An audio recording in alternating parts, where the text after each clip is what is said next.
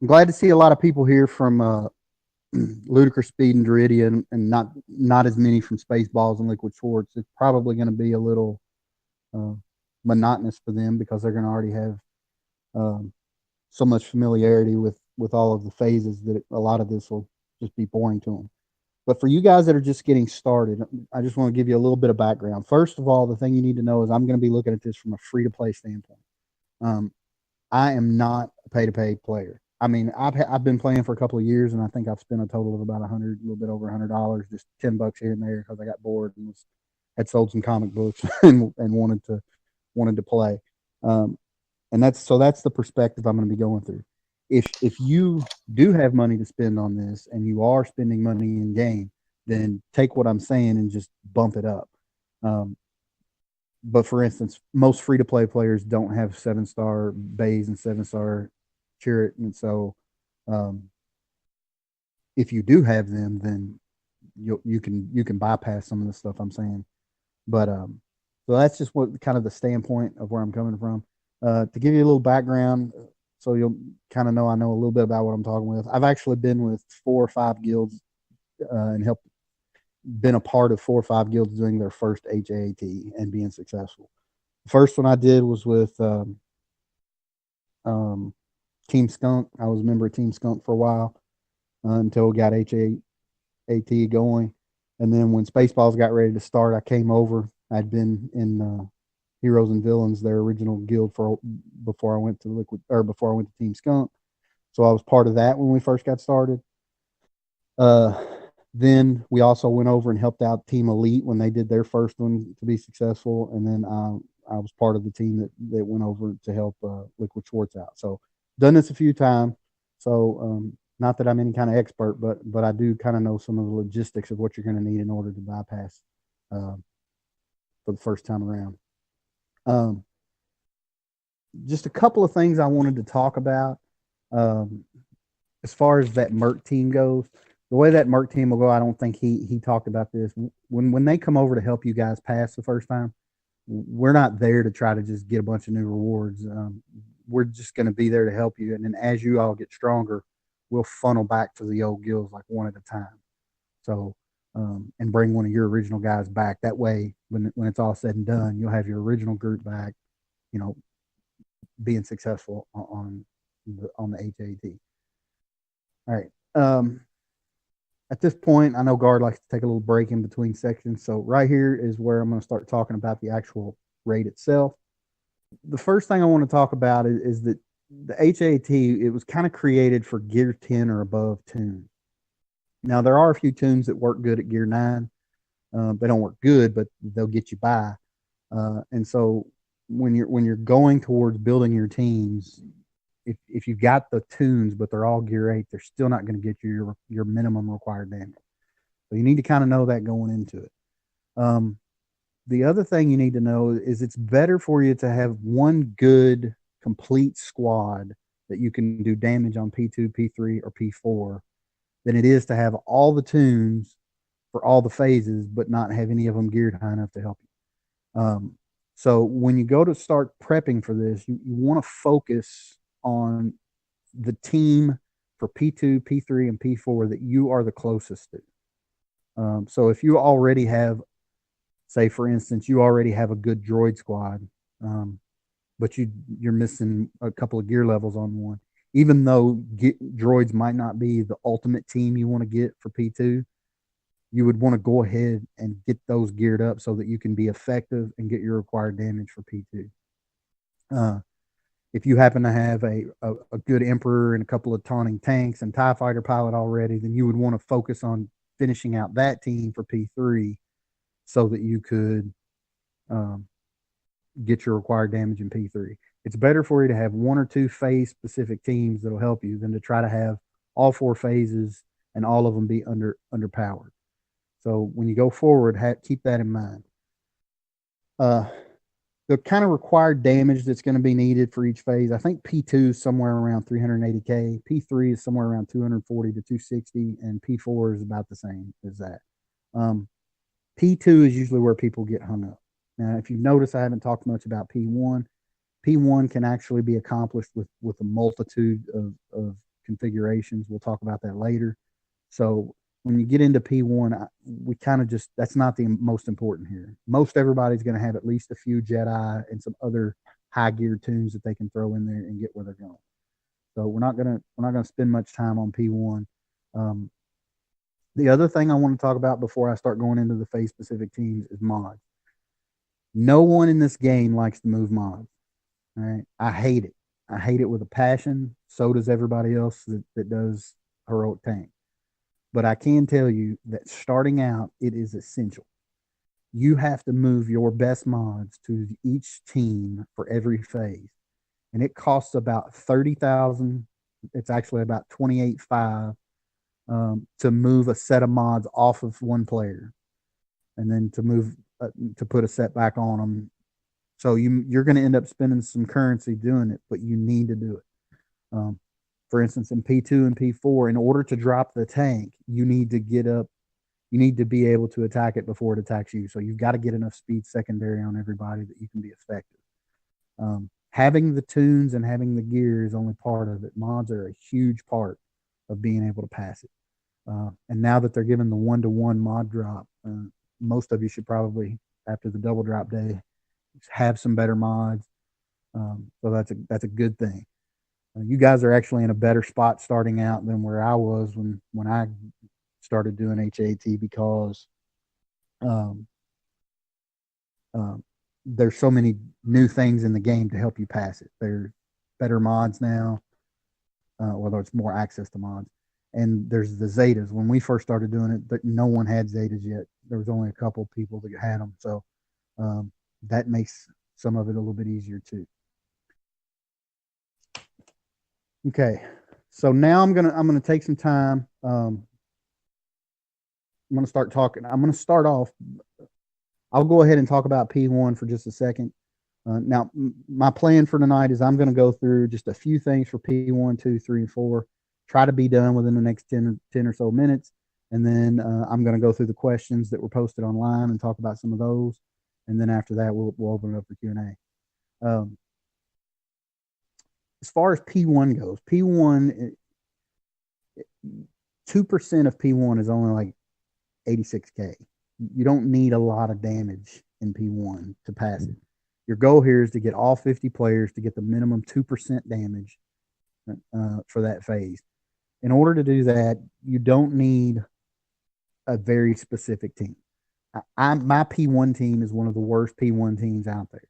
I have Qui-Gon Jinn, Luminara, Yoda, and then I use a fifth player is not even a Jedi. I used to use Geonosian Soldier. I've used Kylo. I've used a bunch of different players that you can just stick in there. Plus, for P1, when you guys start, I'm sure some of you have Xylo, and if you don't, a lot of the mercs coming over will. And if you've got 4 guys with Xylo, you can solo P1. So, and then it really can do it with 1 guy, but 4 of them make it go a lot faster. So I wouldn't don't spend any time building your P1 team. You can always get your damage in P1 with players usually. So don't spend your resources trying to buff up your Jedi for that. Now, if you're buffing them for Arena, that's a different story. Arena's got to come first. But the goal here is you want to try to build players that you can use in Arena and that you can use in other places in the game other than just the heroic tank. You've got to start looking at your roster, looking at who you've got, and looking for players that you can get that can pull double duty. So that's your goal. You also have to look at your own roster and decide, what am I closest to? Am I closest to a resistance team? Am I closest to a droid team? Am I closest to a Zader team? Whatever that is, that's the one you want to focus on. All of us would love to have a clone team so that we could do Princess Sodi. We would all love to have a resistance team for P2. I saw some of the guys in Spaceballs put on like 4 and 5 million damage with it. We would all like to have the Jin Tebow base turret team for P3. The guy in Liquid Schwartz put up like 3 million with it today. But that's not your goal. Your goal is to get a team that can get your minimum amount of 2% damage to start off. Then after you got hAAT on farm, then you can get the gear for those other teams and build those as you're getting your shards and getting your higher rewards. because I can tell you right now, I'm trying to gear my clones up, and they are gear hogs. I even stopped on them for a while. So I'm going to move on to P2. I'm sure people have some questions about P1 when we get to the question section. Feel free to ask them. I in no way think that I'm the genius of this game. So if I need to, I'll refer you to somebody in Liquid Schwartz or somebody in Spaceballs that might be able to help you better. For P2, there are multiple teams that you can build to get your 2% in P2. As a free to play player, there's a couple that are harder to get than others. Resistance team, if you've already got a good start on that, they have a really high max out potential for P2. Clones, if you've already got a great start on that, they have a high max out potential, but later they can get you more damage in P4. The two that I would focus on as free to play, if you've already built some droids, and a lot of people don't anymore because droids used to be king of the arena, so a lot of us older players have droids, but if you don't have it now, it's not necessarily the one I would build, but if you have it, I would continue it out and finish it because they will definitely get you your 2% and more. I've seen guys get almost 2 million with droids. The droid team makeup is very specific. You can't substitute people. It won't work. You have to have HK lead. You have to have 88. You have to have 86. And you have to have Jawa engineer for speed. Chief Nebbit would be the only one you might be able to sub out, but really you need him in there because every time he shoots, because he's a Jawa, he calls a droid to assist. So because of that synergy that you're getting, they're able to get pretty good damage. But you need those four, those five. If you're going to run those five, it's good to get as much speed as possible. I would put most of my speed on Jawa Engineer, get him above 230. I think it's 230 or 232. That makes him go before the tank. He can give everybody turn meter before it starts, and you can try to do your damage before the tank gets to hit you. That's one good team for it. The other team that is more accessible now has a higher max out potential is your Zader team. It's easier to farm than Resistance or anybody else. And I know Zader's gotten a lot of hate lately because they did the little nerf, but Zader is still great in P2. If you run a Zader lead, you need three key players here. You need a Zader lead, you need Sid because he puts Expose down, and you need Phasma because Phasma guarantees advantage when you do the saber throw, which gives you the automatic high damage for the dot. The other ones are a little interchangeable. Boba is great to have in there because he stacks dots and he can execute one of the cannons if it gets enough dots on it. Elder works good in there if he's high. He's got to be really high geared because he's squishy. But Elder works really good in there. Shaman is great, but Shaman is really hard to get. So my team currently doesn't even have Shaman, and I can do 2.5 million. Instead of Shaman, I've been using Zavage because once I get a turret down, I can kill it once it's below half. But I've also done it with Kylo. He can be fit in there. But the three that you don't want to get away from is you need Sid, you need Zader, and you need Phasma. There was a question on here that I'll talk about later about who's better, Elder or both, and I'll talk about that here in just a little bit when I do the question.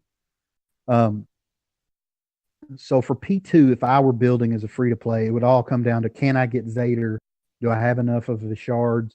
If I can, I would build that team. If not, then I would probably end up going droid. Unless you already have a good resistance team, maybe you thought it was important to get speed mods early and you built that. If so, then you've got probably one of the highest top out teams for damage in P2. Because I don't want to go on forever and talk, I could talk about the individual attack strategies for all those teams, and I'm happy to do so at the end if somebody wants to ask me that in a question, because I know I saw some on here. But for the attack strategies, because if I just script it takes forever, people are going to say, man, he's just a blowhard. But as far as the individual attack strategies for that, I'll talk about those later if people want to ask specific questions. Okay, P3. P3, there is your team out there that everybody loves. I talked about it before, the Tebow, Jin, Baze, Chirrut, and I can't even remember who the fifth person is. But whoever that team is, huge top out potential. problem is most people don't have Jin, and if you're free to play, you don't have Bays and you don't have Chert, and if you do, they're not 7 stars. You can't use them in the raid. So the teams that most people use in P3, all of them include the Emperor. So Emperor is a must at 7 star. You need him to do the right kind of damage in P3. TIE Fighter Pilot is not a must, but he's really helpful. There's 2 options with TIE Fighter Pilot. The other option is to go Chirpatine. The problem I've always had with the Chirpatine is it takes Chirpa, Emperor, and you need 3 taunting tanks, and tanks are gear hogs. So if you don't already have 3 taunting tanks at gear 10, then that's not the best team for you, and don't try to build it. The best, easiest team to build, in my opinion, is the Dacia team, and it's not even on that team list. I had Cubby repost that new list of teams that you should use per phase. He posted that in this Q&A session so that you all could refer to it whenever you need it. Now, I've seen people get pretty good damage with the Emperor lead and the TIE Fighter Pilot, but they still need 3 taunting tanks. 3 taunting tanks. I mean, I don't even think I have 3 geared taunting tanks, and they're gear hogs. So I'd try to stay away from them if I can. If you have them, great, use them. But you can get just as much damage with a Dacia lead. He's easy to farm. He's in Galactic Wars. TIE Fighter Pilot, Emperor, Stormtrooper Han, and Royal Guard. You can get anywhere from 400,000 to a million, a little bit over a million damage with that team. You only need 240. I was able to get my 2% with a Gear 9 Dacia and a Gear 9 TIE Fighter Pilot. Stormtrooper Han and Royal Guard. My Royal Guard's only Gear 10 even to this day. Stormtrooper Han is Gear 11. Emperor's Gear 11. But that team is easy because Dacia takes away turn meter with his lead. He stuns droids. Royal Guard stuns droids. And then there's a shock cadence you can do with Emperor where you shock all the droids and take away their turn meter. So it's a really good team. It's easy to farm. TIE Fighter Pilot is a great ship. So you're getting a good tune in there who's good in ships. He's easy to use in arena. I used him for a long time in arena. And then same thing with Emperor. He's great in arena too. I still have him in my arena team. And then Stormtrooper Han, you get him. Most people get him early to go with Rebels, and Royal Guard. The reason you want him is because he's got the automatic taunt later on. And Dacia's pretty weak actually. I hate Dacia, but for this, he works really well. So for P3, if I were free to play, building a team, that's the one I would go for because you don't need a really high geared Dacia to get you started. Your TIE Fighter Pilot is got multiple uses, as does Emperor, Stormtrooper Han, and Royal Guard. Now, the attack cadences for those are pretty specific for each different team. If you got questions on that, ask them in the Q&A. Okay, P4. P4 is probably the easiest one for most people. Almost all of us have Rebels. The reason we all have Rebels is because we all wanted Emperor, so we built them for that. The game has put so many things in that you need Rebels in order to get there. There's so many freaking Rebels in the game that it's an easy one to get. If you don't have Wedge and Biggs yet, you want them anyway, so go ahead and get them. Even though you might hate them, a lot of people hate them just because they hate that synergy.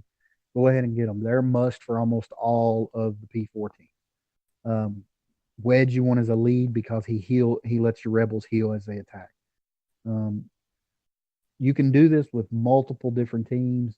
Most of them have Wedge and Biggs, and most of them have Leia. The reason you want Leia is so you can drop the tank, or so when you drop the tank, she puts critical chance up, buffs everyone, so that when those planes fly by at the end, they don't kill anybody. They hurt you, but they don't kill you, and then you can attack again and build your health back up.